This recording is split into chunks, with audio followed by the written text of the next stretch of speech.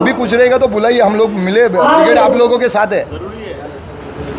आज इस समय दो प्रकार की विचारधाराओं का संघर्ष चल रहा है। सर आपका नंबर भी, एक अम्बेडकरवाद और दूसरा मनुवाद।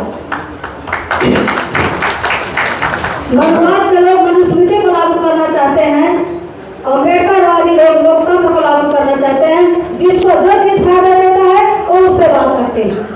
तो हमें लोकतंत्र फायदा देता है, हम अम्बेडकरवाद की बात करते हैं। जिसको मनुस्मृति फायदा देता है, मनुस्मृति की बात करते हैं। साथियों, ये मनुवादी विचारधारा के लोग, ये विदेशी आर्य लोग जो यहाँ आकर के यहाँ खड़ी व्यवस्था कायम करना चाहते हैं, जिसे हमारे लोग उसको मानते हैं।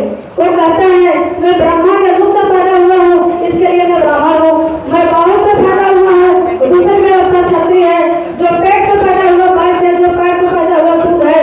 साथियों, हमारे यहाँ का जो बहुजन समाज के लोग हैं, जो शूद्र समाज के लोग हैं, जो मूल निवासी के लोग हैं, इन्हीं को ये ब्राह्मण विदेशी आर्यों ने हिंदू कहा है। और हिंदू का हमारे बहुजन समाज के लोग उसको पवित्र मानते हैं। पवित्र मानते हैं तो उसकी पूजा करते हैं। जब उसकी पूजा करते हैं तो उसके लिए मरने मिलने के लिए तैयार हो जाते हैं।